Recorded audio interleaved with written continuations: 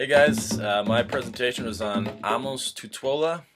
He's an African novelist who wrote his books in English and holds his place in history as being the first English novelist from Africa to have a published book outside of Africa.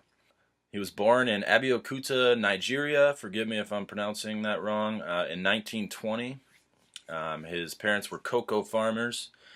His education was very brief. He received only a sixth grade education due to financial constraints when his father died. At the age of 16, his father died and he left school to become a blacksmith. He used his training in the Royal Air Force in Nigeria from 1942 to 1945. During his time in the Air Force, he made it a point to travel back home to his village in Abeokuta. Using his vacation hours. He would take his old reel-to-reel tape recorder and collect stories from the village people. For instance, at night he would buy palm wine to entertain his guests. Palm wine is an alcoholic beverage created from the sap of a palm tree. Amos would have his guests compete to see who could tell the best stories while drinking the palm wine. All the while, he would be recording these stories until very late at night. Mind you, he never used these recorded stories. He just, he came up with his own.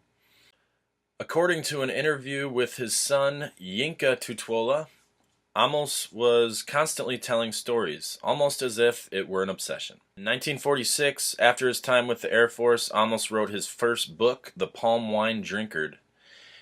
In order to give a brief synopsis of the book, I would need to explain the Yoruba culture a bit first. Yoruba is a cultural society located mainly in the southwestern part of Nigeria.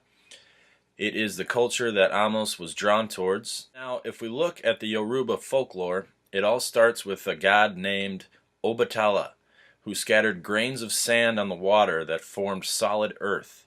Shortly thereafter, planting the first vegetation, a palm tree. Then, a guy named Arumnala formed human beings out of clay, all the while drinking the palm wine. In the book, The Palm Wine Drinkard, obviously there is the drinkard who drinks copious amounts of palm wine until eventually he stumbles into the afterlife. He's then presented with challenges and adventures and so on and so forth. This book received a recommendation from T.S. Eliot and praise from other well-known writers such as Geoffrey Ford and Jeff Wisner. Ford compared the book to Bram Stoker's Dracula, stating, quote, "All that theatrical melodrama was effective as far as enhancing the horror in Dracula.